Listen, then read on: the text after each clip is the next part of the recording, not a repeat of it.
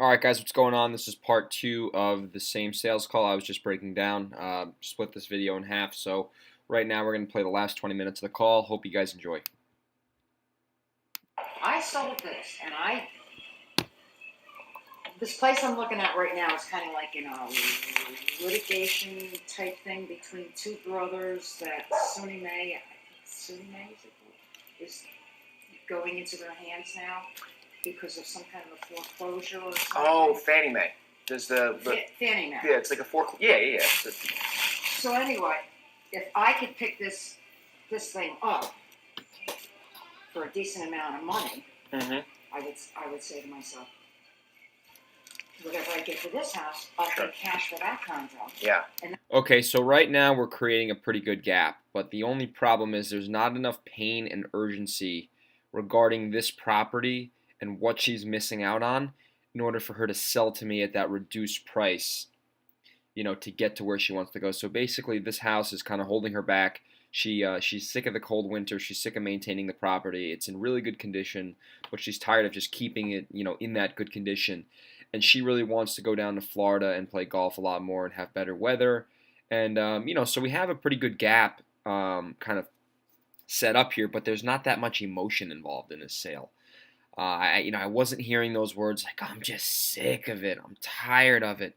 I can't deal with it anymore. And then having the seller ramble. The more impact questions you ask, the longer the seller's going to talk. And when I ask the impact questions here, there's really nothing.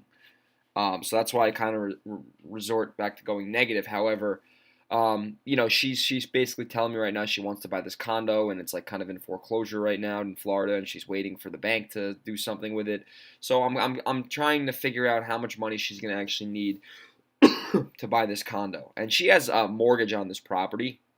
So my thoughts were, if this thing was actually free and clear, I probably would have a better chance of buying it because she's going to get more money, obviously, because there's more equity. She has a $50,000 mortgage on the house, and I think my offer is like in the hundreds or something. I forget what it is, but you'll see at the end of the call what happens. And then I've got money left over. Sure. Plus, I wouldn't have a mortgage anymore, which relieves me of. I mean, Payments. I almost live basically pension and Social Security, almost. It gives me money for golf and groceries, but I depend on those two checks the next week. If I have a problem, a big issue problem, I'd have to put it on my credit card. And I hate using my credit card. I pay it off monthly. I mean, it's. She's telling me her one fear is now she's living on Social Security and off her pension, which is fine, and that's creating a pretty comfortable lifestyle for her. But she says, "Oh my goodness, Greg. Well, this house, if something goes wrong and that income doesn't cover it, I gotta put it on my credit card, and I hate using my credit card." So now she's telling me all the reasons now why she can't really stay here. But we're not there yet. We're not in that high emotional state, and we just don't get here on this call. I don't want to spoil it for anyone, but you'll see what here. This is one of those like neutral calls that could have went either way. It's not a big deal, $1,000 a month. Yeah. I use it for gas and all that kind Yeah. of stuff. But then I would have extra money. That's why I don't want to keep this and go south. I just want to go south. I don't want to be responsible as a landlord. So you don't want to be. I'm just trying to summarize what you're telling. So your fear is that if you were to keep this and something were to go wrong, God forbid, you don't want to be stuck paying that, because then that would be a stress party, basically. Yeah. Okay. All right, so right now we're testing investment step right here. I'm like, all right, well, you don't want to keep the house. I'm kind of addressing some of the deal killers. So now she's not going to keep it. She's not going to rent it because she doesn't want to pay for anything that could go wrong, because she doesn't want to put it on her credit cards, because she doesn't have enough income. So, the diagnosis here was kind of weak, like always. Like I said, that's one of my biggest weaknesses. And right now we're kind of moving into the deal killer step and seeing kind of what's going on. I've even thought about reverse mortgage. And then What is that? I seriously don't. I'm a real estate guy. I don't even know what the hell that is. I looked into it. It's got its pros and cons. They say if you can pay your bills monthly, don't get a reverse mortgage. There is a responsibility to the person that you leave as a beneficiary. They Okay. have to pay it back. So, I mean, if they gave me, say, just off the wall, if they gave me $50,000, for that house, that person is going to have to pay them $50,000 back. when I die. Oh, And as long as I okay. live in the house, I live mortgage free, but all the maintenance and everything else I have to take care of. Taxes. All that. Okay. So they get you in the end. When I die, whoever was my beneficiary, Yeah. should I not have a beneficiary, probably the bank takes it. Okay. The company takes And it. they get a house. Oh, They yeah. loan. Okay. So you didn't want to do that, basically. No, not I a. haven't heard good things about it. Me neither. I didn't know what it Yeah, I was. see these little So this call was pretty good when it comes to me kind of addressing the deal killers in the investment step. The big problem here was that there just was not enough pain, urgency, and motivation for her to, sell it to me at the investor price. Even though, like I said, this wasn't one of the houses I was planning on stealing. Sometimes we just buy these houses and they're just, the sellers just want to get rid of these things. You can get a smoking price on them.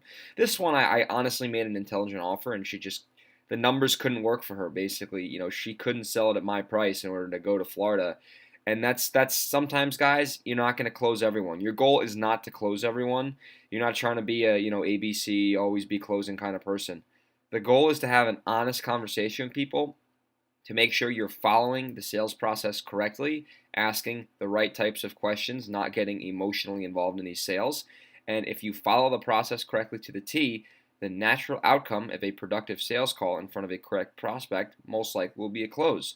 But if you get to that honest conversation and you realize that there's either a deal killer or there's just not enough pain there, you're going to realize the ugly truth, and that may be the seller might not need your company. So, like I said, this is a sales call where I did a lot of good stuff, a lot of bad stuff. We're still in the middle of it right now, but just kind of giving you the summary. We're having a real conversation right now, and can I have done some stuff better? Of course I can. The problem, impact, picture perfect questions were there, but they weren't there deep enough, and there's always room for improvement on these calls. But right now, we're kind of getting into the investment step. write-ups, how people There's are that so happy. advertisements. Get your reverse mortgage today. Oh, right. Well, everything like that. If they're pushing something that hard, usually there's a catch to it. Yeah. Well, the catch was the beneficiary part. Yeah. Yeah. And then when you die, Yeah. yeah, you know what I mean. I had and then there's another thing too about it too. I don't know if they pay you out with the equity that you have in a house. Because a friend of mine in Wappingers Falls, she did hers. Beautiful ranch, not house, ranch. Sure. Barns, fences, 8 acres. Yeah. She ended up.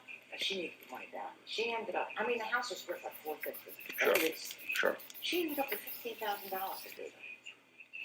She needed the money at the time. She did it. I said, I can't believe you did it. Holy Here we are, you smokes. got it. She says, I needed that money. Drugs or what? You have to Holy. pay off your pimp or what are you doing? Yeah. Well, what the hell you need that money that fast for? Yeah. You know. Well, that's interesting. So the reverse mortgage you definitely want to I throw think out it the has door. something to do with the equity in your house. Well, you have equity in this thing, which is Oh, why sure. we're sitting here. Oh, yeah. So, Oh, if you didn't have equity, I would have said, hey, I wish I could help Oh, you, yeah, but not much I can do for you, So basically the big thing that I'm just trying to understand your situation to see if there's something we could do. I mean, this is in good shape. A lot of times we're buying houses that don't look very nice, and then we're going in and we're renting. As you noticed on this call too, guys, and some previous calls I've done way too much talking. This one I don't talk as much. I kind of let the seller talk a little bit more, and then I just chime in when it's appropriate and productive. Renovating them and, doing all the construction. So you just don't want to keep this because you're worried about if something were to go wrong. not necessarily wrong. And now what I'm doing is I'm just trying to confirm what she's telling me. I'm using active listening. I'm confirming, what she told me to make her feel understood. And I'm also trying to wrap my head around her whole situation to see basically if there's something we can do or not. There's no pushing, there's no pitching here. It's just me saying, hey, you mind if I just kind of restate what you told me to see if I understand everything correctly? And that shows them that you're listening and that you give a shit. I just want, not necessarily, really I think about little things that could happen, Yeah. Anything, but more so I want extra money. I want, whatever I do with this house, whether it be through you or put it into a realtor's hand, Yes. I want to go south. I want to pay cash for that property. So now she's telling me exactly what she wants. She wants to move south. She wants to be done with this house. She wants to pay cash for the next property, right? Her condo. And she wants money in her pocket. So we were not able to get that for her based on her equity and her offer. Unfortunately, it just wasn't something it was feasible for us. So therefore, we didn't buy this property. But she's telling me right now exactly what she wants. So now my goal as a investor slash problem solver is okay. She's telling me bing, bing, bing, bing. Her house is causing her pain, pain, pain, pain. Lady, we can solve your pain, pain, pain, pain by doing bing, bing, bing, bing. Right? It's like honestly as simple as that. So she's telling me exactly what she wants, and I'm just trying to think in my brain, okay, can I match what she wants? I have money left over. You want the cushion. I want the cushion. Yes. And I don't. And you don't have to mow a lawn or nothing down here with this contract. No. Nothing. No. They're responsible for all the outside. I'm responsible for the inside. Mm-hmm. That type of thing. I'm just done up here. Mm-hmm. I'm just done. Now, ooh, she just said the D word. I'm done. I'm done up here. I'm done. I'm done. I'm done. I'm done. I'm done. Now it's starting to open up. Now we're starting to get emotionally involved here. See, sometimes the diagnosis has like a little bit of a lag. You'll ask a question 5-10 minutes, and then 5-10 minutes beforehand, and then all of a sudden you talk a little bit more, and then all of a sudden it hits them like a pile of bricks in the face. You're like, oh, you know what? I'm done. A lot of the times what happens is I've seen this on a lot of calls. You'll talk about problems, pain, impact, and they'll just be like, yeah, it's stressing me out, it sucks, blah blah blah blah blah. Sometimes they'll ramble, which is the best thing because you'll really be able to help them. But sometimes what happens is that when you get them talking about where they actually want to go, and you ask picture perfect questions, you talk about where they can go when they don't have this house, which I'm doing a lot of here. The equity is the reason why we couldn't buy this thing. I just wanted to go on the appointment, and just the numbers just didn't make sense for this thing to go down. Anyway, great nuggets out of this call. When they're really talking about picture perfect hardcore and they're telling you exactly what they want to do, like this lady wants to move to Florida, the floodgates open, and then all of a sudden she's talking about this one area in Florida, and then all of a sudden she goes to this side. You know what? I'm done with this thing. I'm done with this house in New York. I want to get to freaking Florida. And now you see it's the floodgates are starting to open up here. Between friends, money. You're done. You want to move on. I want money. You want some I money. want to go out for dinner as many times as I want. I want to go to the bar when I want. Look at this. Picture perfect city right here, guys. Dinners, bars, money, blah, blah, blah, blah, blah. And then I think I'm going to probably say, is this house preventing you? I think I say that. Let's see if I should say now, so let's see if I catch myself, at a future point in this call. I should say, really, has this house been preventing you from that? Let's see if I say that. Okay. Yeah, I'm a big drinker. What's your favorite drink? Beer. Okay. So I like wine. I don't know if that makes me sound fancy, but I like wine. I do like wine. I got pretty drunk last Friday drinking some wine. Oh yeah, so it was fun. Yeah. It was fun. I didn't feel too good the next day, but hey, it's part of the game. I did that a couple weeks ago with beer. Yeah. But I get into the shots once. The shots. That reminds me of spring break. Down in Bahamas. No. Shots, and yeah, No, that gets a little hairy. I don't do like whiskey shots. I do like Frangelica. Jesus. You know. Jesus. Well, there's Then I plenty of drink that down in Florida, so trust me. I don't think you'll get bored down there. Oh, I'm never bored anyway. So, do you have a rough idea on what's... Fuck. See, guys, I love reviewing these calls, especially when I haven't heard them before, because I'm just like trying to yell at myself, basically. I should have said, she's telling me all these picture perfect scenarios. I should have said, hey, has this house just been preventing you from being able to do that? And then when you ask a question like that, they're going to be like, you know what? It has. Oh my goodness, this house has been a nightmare. And you just go deeper and deeper and deeper and deeper and deeper and deeper into the pain. Something down in Florida is going to cost you to pay cash for it? Probably about. So now what I'm doing, instead of asking for what she wants for this house, that I ask that question a lot, and I usually have success with it. Sometimes I have to bracket, which means I have to say, do you want to get in between 30 and 50, and they can give me a range. But she told me basically by doing active listening during the sales call, which is a real good sales tactic. She's telling me, I'm not trying to worry about the price of the house that much. I'm trying to focus on the problem that she wants me to solve instead of just being all about numbers. So she tells me she wants to get a condo down in Florida, and she doesn't want to have a mortgage. So I'm thinking to myself, okay, well, I know what this house is worth. I know what I can pay, and it doesn't need any work. So I'm just pretty much at like a 70% of the ARV offer. And what I'm doing is I'm going, okay, instead of asking for her how much she wants for this house, which can get some pushback, sellers like to hold their cards to their chest, even when they're motivated sometimes. What I'm saying is well, let me think, what if I ask her how much it's going to cost for her to get a condo down in Florida, and then based on that number, that'll give me an idea on if I'm even close to being able to make a deal with her on this house. The one I'm looking at, I'm thinking they're going to ask 85, 90,000. 85, 90,000. It's definitely dated. Okay. It's going to cost me another 20, 30,000. It's all new hardwood floors. So now she's telling me to get a condo down in Florida without a mortgage, it's going to be $85 to $90,000, and then it needs to work. So she said another 20 to 30. So let's say 90, 100. Let's say she needs 120 grand. Right now, that number is telling me I'm in deep trouble because I think last time I checked, I forget what I offer her. You'll hear on the call, but we're nowhere near this, which is danger zone. So tile floors, new kitchen, new baths, new tile. It needs the works. Yeah.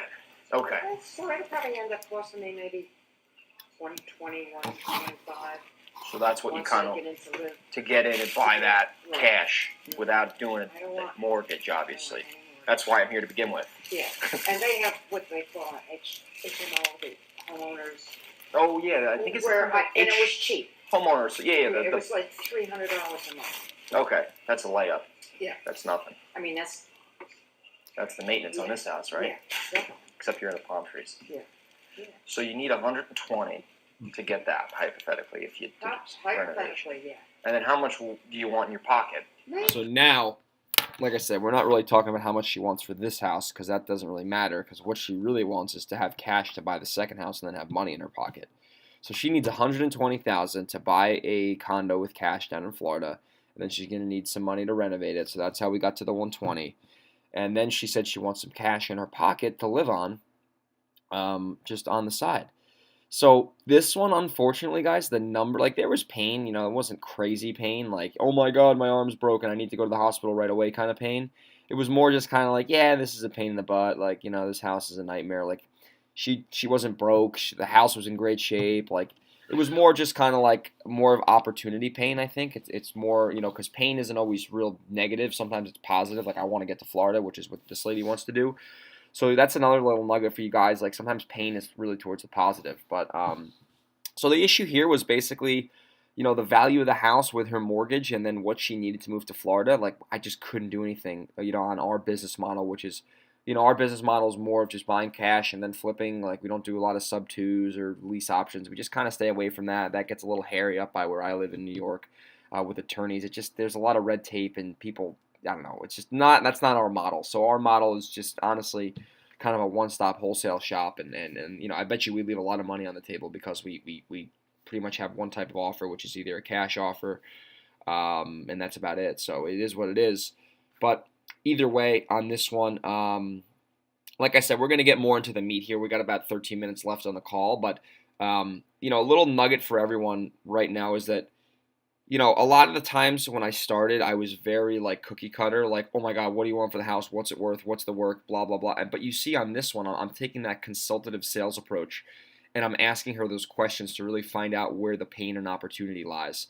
And, from what she told me, she's sick of the house, the maintenance, all this bullshit. There's not real crazy pain like she has to sell. She's financially distressed. Like, that's not the case here. And that's not every house you're going to go to. This is more of a, hey, this house is a pain in the ass. It's a nice house. I love it. It's actually a really nice log cabin. But you know what, Greg? I'm sick of this effing house. If something breaks, then I'm screwed. I don't want to get into credit card debt. I'm living on Social Security. I'm not broke, but I'm not rich. I want to get to Florida. Just warm weather, more people. She's single. Like, just that opportunity is really where, we have a possible chance to make a sale here. But like I said, she had a mortgage on her house. Equity-wise, the numbers didn't make sense. But either way, I mean, guys, this is a call that, even though, not every deal is going to be a close. And I used to be like all upset with myself, like, oh, you didn't close them. Like, if you do the right things and ask the right questions, you can't get mad if you don't close a seller, unless you're doing shit the wrong way, which is always a possibility. But, the more you practice, the less you're going to have those kind of opportunities slip through the cracks. And you'll pretty much close every closable deal if you follow the right process and have the right training and have the right mindset. But either way, we're wrapping this thing up. We got about 10 minutes left, and I think I start asking some, is it pain worth selling for less? I ask some investment step questions, so you guys will get some value out of this. Top of that. Another 89,000. Okay. I'm looking for 210 for this house. 210. I am. Okay. She just told me what she wants for the house. $210,000. It's only worth about $200,000. Ooh. Uh-oh. So you have to think about that. That's the thing I was going to say.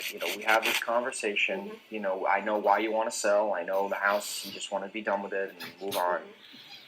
And I'll tell you a little bit about what we would do if we were to buy something like this. If we could buy it. Like I said, I don't know yet. Always go negative. Oh, if we could buy it, I don't know yet. We are investors, so we are not. Now I'm giving her the typical investor spiel. I don't say this shit right away. I wait till we have pain and shit before I start getting into this. I'm basically saying we're investors. We can't pay top dollar. I don't say the dirty dog discount word because that turns people off. But I just get into this fact that, hey, we're investors. We got to make money. Retail home buyers. We don't. I'm trying to explain this the simplest way. We buy properties to either rent out or fix up and resell. Every time, because that's what we do for a living. We own an investment. And also a little nugget I've just kind of seen from being on a lot of sales calls. Like when you say you flip houses, when you use that jargon word, for some reason that kind of pisses people off. And that, like I said, I could be crazy for saying this, but that's from my experience sitting in a bunch of kitchens with sellers. When you say that you're going to flip their house, it just kind of makes them, they just don't like that really, from what I've seen up in New York. So I say first thing I say is rent them out, because sometimes we do that. And then the second thing I say is, we'll fix them up and then, kind of resell them. Like, without saying that jargon word flip. Company. Right. So when we buy a house, we have to get it at a certain number that makes sense for you, number one, because if we can't solve your problem, there's no point of us even buying this house. Right. But at the same time, we have to be at a number where we're going to be able to either rent it out or resell it and make a little bit of money on it. Oh, sure. So, and I was doing some homework kind of on this house. I didn't know it was this nice. This doesn't need any work at all. This is perfect. I would not touch this thing with a 10-foot pole. It's freaking perfect condition. So, I was budgeting originally a $30,000 renovation because I didn't see the house. After coming in here, I will not put any money into this house. I don't know if we would rent it. I don't know if we would resell it. But I thought the value, and disagree with me if you want, was giving her autonomy to disagree now. I'm saying, hey, I thought the value was blank. Disagree with me if you want. I don't know what you're thinking, but let's see if she agrees with me. Was in between 200 and 225 on this house. I love using brackets because it gives them that latitude. You know what I mean? Like, hey, in between 200 and 225, you agree with me? Because then you have $25,000 to negotiate on that. So, little tip right there. I love, kind of saying, hey, I think it's in between 100 and 120. Would you say that's accurate? Because you if they're in that ballpark, if there's real pain, it's not that hard to negotiate $25,000 on a house. That's what I thought it was worth. Right? I don't disagree with that. I think we're on the same page. I don't disagree with that. Would you look at that? Holy shit. I think so. Right? Yes. But because we are investors, if we paid market value, and I don't want to sound like this is about me, I know where you're going. that's going to be tough. So the question I have for you is, obviously we know the price is going to be important for you. Besides price, what else is important? I love that question. I think I call it the value add question, because it's not really problem, impact, or picture perfect. It's not really part of the diagnosis. It's more part of the investment step or the presentation step, whatever you want to consider it. But I just call that like the value question. Like, hey, obviously, Stacy, the price is important. Duh. But can I ask you a question? But besides price, what else is going to be important to you? Now they're telling you other ways besides price that's going to be important where you can add value.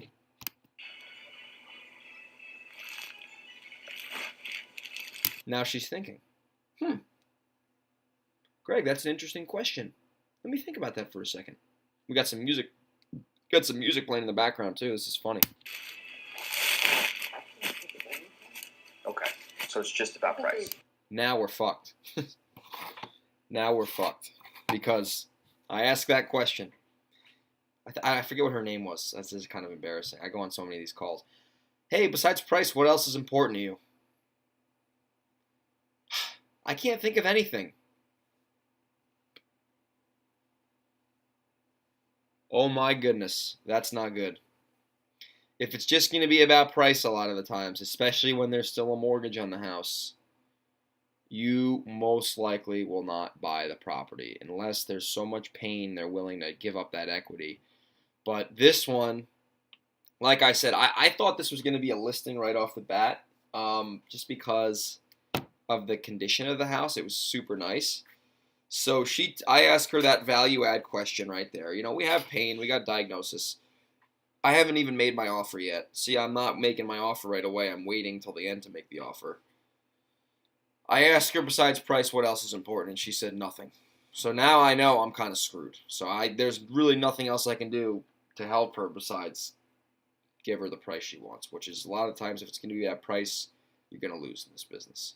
Been very upfront and honest with me, telling me, and I kind of basically knew that you guys are investors, and Yes. I'm sure that if my house is worth $125,000, you certainly aren't going to give me, or $225,000.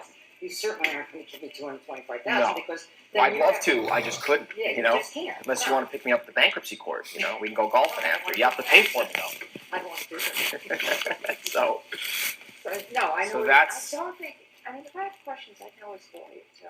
of course, I'm an open book. But so my next question was going to be, you know, I said based on besides price, what else is important? You said nothing really. I can't think of it. So I guess this next question is going to be stupid. Is it worth selling a house to us for cash, as is, not having to worry about anything, at that reduced price slightly? Right there. That's my second favorite question. So the first question that I asked was like kind of like the value add question, like, hey, besides price, what else is important? And then she didn't say anything else was important besides price, so I kind of knew where I stood, which is okay because remember, we're having an honest conversation, and not every sales call is going to be a freaking close. Just get that out of your heads, people. Anyway, so I go in the second question. I say, hey, listen, you know, I get, you know, if she told me, oh, well, blah, blah, blah is important, and that's, you know, important just like price, then I know I can add value to blah, blah, blah. But she doesn't say anything. So what I'm saying now is I'm like, shit, I don't know what I'm going to do now. So what I do is I go, okay, listen, well, she knows we're investors. She knows we're not going to pay retail. She's not stupid. She knows the deal. You know what I mean? This is the, you know, I'm not pulling the wool over her eyes here. So basically what I say is I go, listen, you know, if we can solve pain, and get you to your new place, you know, is it worth selling for less? Is it worth selling at a little bit lower of a price? And I say a variation of that right now. Let's see what she says. Is that worth it, or do you want to really? That's my favorite thing. Is that worth it? Oh, sorry. Get the most you can for this thing. In terms of If you're talking, So I gave her like two options right there. I said, listen, is selling it to us for a little bit less worth getting rid of it, getting down to Miami? Or is it worth waiting out here and getting top dollar? from this one, do you mean go I might to have someone screwed it else? up. I might have screwed that question up. Bear with me. Is it worth selling? You know, if we can buy this thing for cash as is, you don't have to worry about what you can get for it. We could just make you a check. Is it worth selling it a little bit less for that convenience, or is that stupid? Would you rather just wait around for this thing to sell? That's my question for you.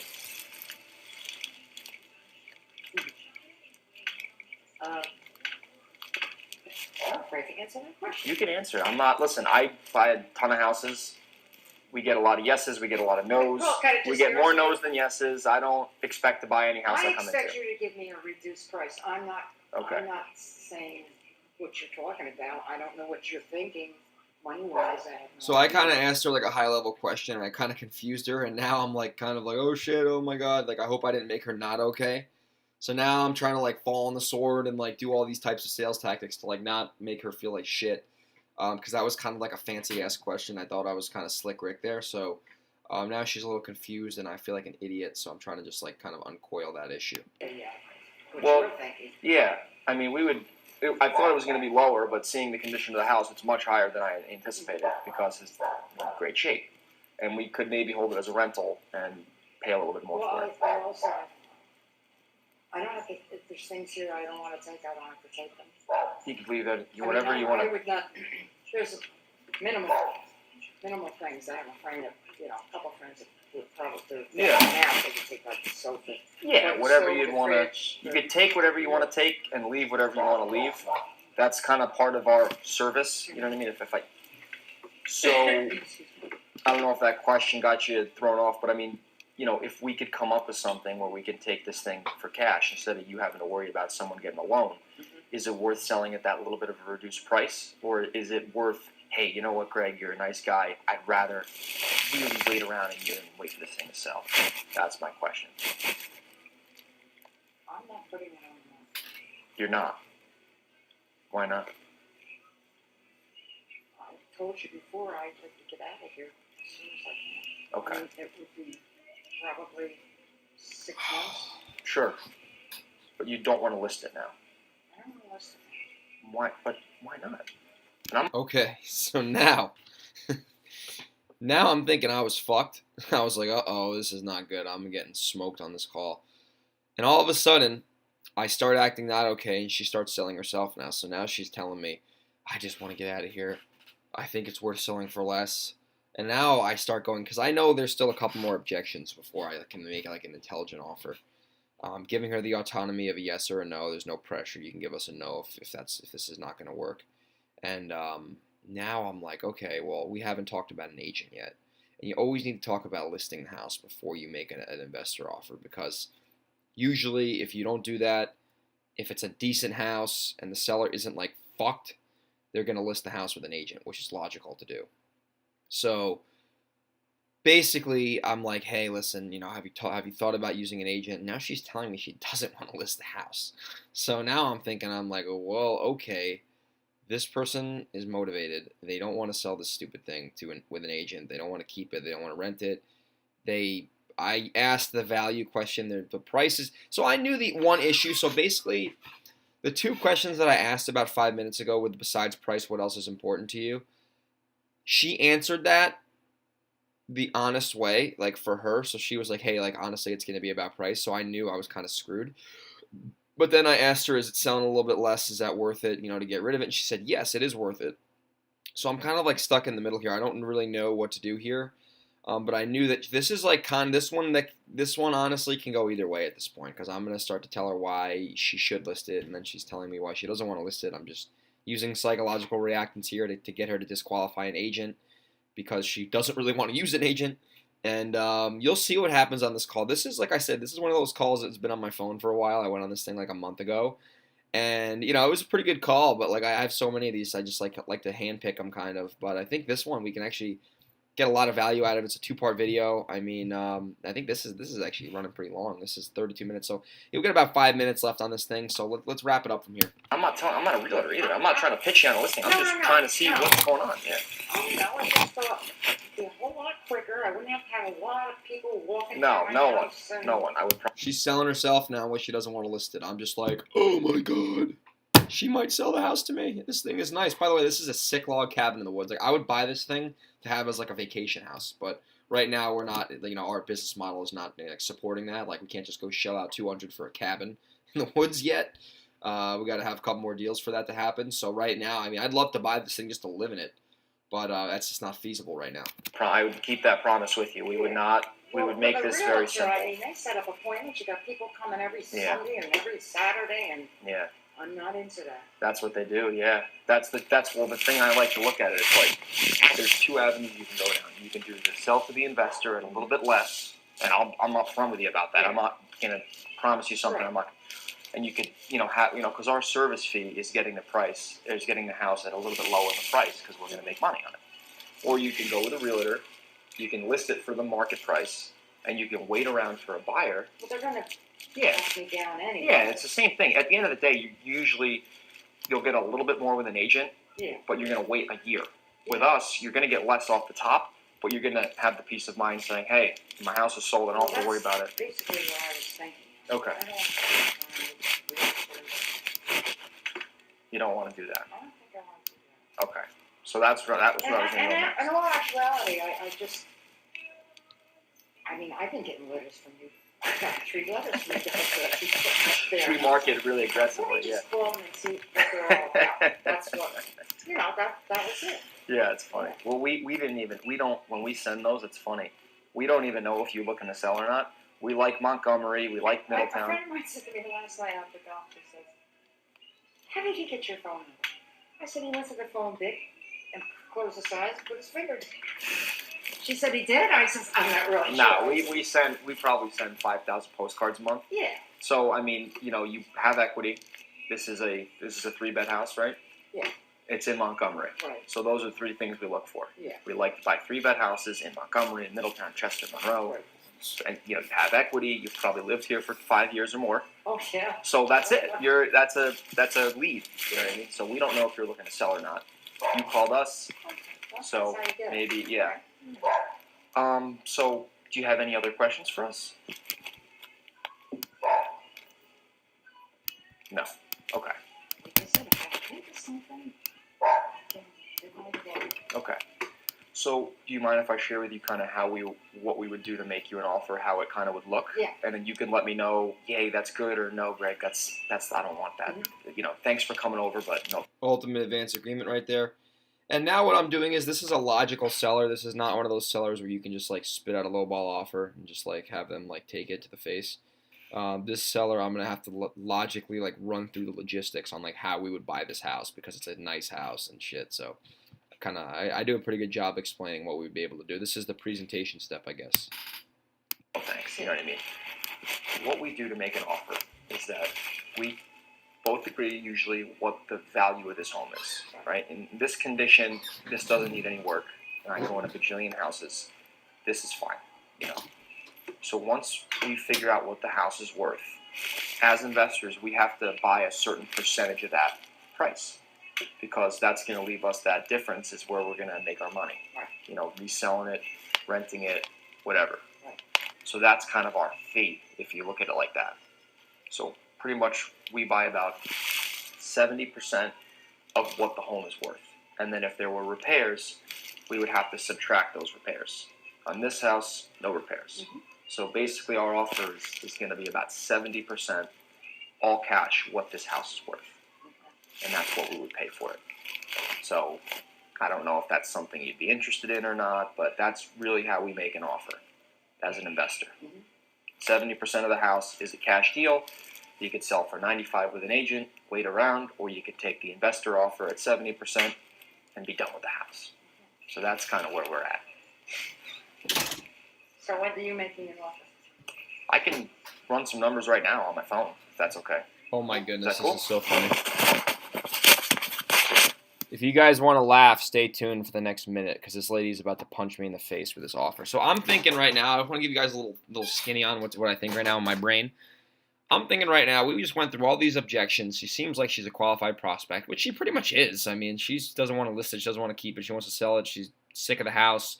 She's sick of the stress. If something breaks, she doesn't want to get in debt and blah, blah, blah. She wants to go to Florida. So we did a pretty good job diagnosing her. Not as good as I wanted to, but listen, you can't always have what you want every time. So anyway, I'm thinking I'm going to buy this right now. I'm like, wow. I might be buying a sick log cabin in the woods. We'll flip it. We'll rent it, whatever. So I'm thinking right now I'm about to make her an intelligent offer, and she is going to kick me in the face. Watch what she says. This is actually really funny, and then I leave. It's not supposed to rain today. I don't think so. So let's say, what do we think that's like in between 200 and 225? Because we're conservative too, because we are going to, we like to pay the most we can, but at the same time, we have to be careful because we've done this. I would say yes. Say 210. So $210,000. If we were to buy this at 70% of that, we would be at around 145. No way. Wouldn't do it, so. Right? Isn't that stupid? No way. All right, ready for this. So she just told me to go shit in a hat. And now watch what I do. I go, right? Isn't that stupid? I start agreeing with her why the price is so dumb. Stupid? How that works? That's ridiculous. Yeah. I know, and I was like really nervous to make it at all. I blame the calculator on this one. I'm like, I know the offer's stupid.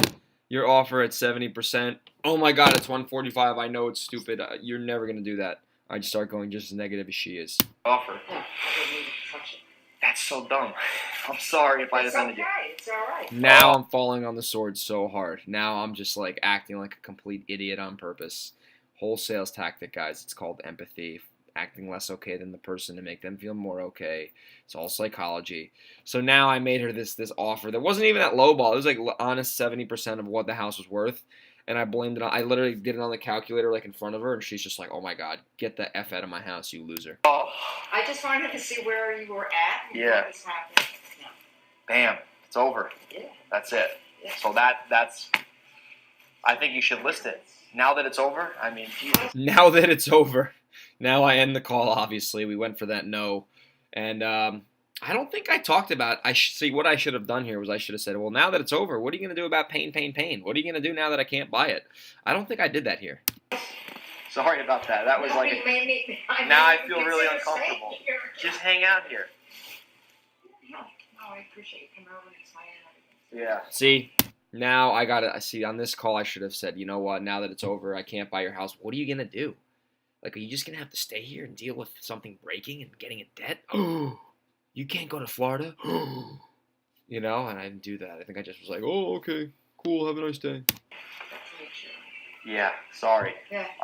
At the offers, I really No, get because nervous. you know I still have a $39,000 mortgage. It doesn't make any sense to sell it for that price. No. Oh my god, takeaway city. It doesn't make any sense to sell at my price. I know, it doesn't. I know where I stand. No, Oh, yeah. I feel like an idiot. I'm sorry for that. I didn't know what it was going to be. I just hit I always do that when I make a low offer. I act like I'm literally a stupid idiot, and it's funny. the button and Yeah. Jesus. No, it's okay. So obviously that's a no, which That's is a no. that's great. That's I like no's. Hey, at least we got a no, guys. We didn't get a maybe. I'm still chasing some sellers down on maybes I got. Hello. Kick me out, have the dog bite me, and so that's where we'd be at. I know it was not very nice. You guys are in business. Yeah, that's it. She understands our offer anyway. She's not that pissed. I'm just kind of like exaggerating on purpose. That's it. Yeah. And I'm trying to wiggle money out of you. Well, that's why I asked you that question. I said, "Hey, Patty, is it worth selling at a reduced price?" Well, I had no idea what. Oh, yeah. It's not gonna work. The minute you said That's a something, pipe dream. Yeah, that's And I'm terrible. thinking to myself, That's a dirty dog discount. Yeah. All right, so listen, it was nice meeting yes, you. you too. I'll leave. All right, so I just basically that was it. So what I should have done just to correct that whole thing, I made her that offer, got the hard no. That was like that was a no with a capital N, and I just kind of took it to the face, and I should have said, listen, now that it's over, obviously you're not selling me the house, duh. What are you gonna do now? You're just gonna have to stay here. You're gonna have to deal with something breaking. You're gonna have to deal with not going to Florida, being cold, you know. And I didn't do that because I'm not an expert yet, but either way, it was a good sales call. I think there's a lot of value I think everyone can get out of that, you know, with some pretty good stuff in the diagnosis, not as deep as I wanted to. The investment steps, some of those value questions, disqualifying people, going negative. All in all, I think there's some value everyone can hopefully get out of this one, and I hope you guys enjoy it, and I'll see you guys in the next call.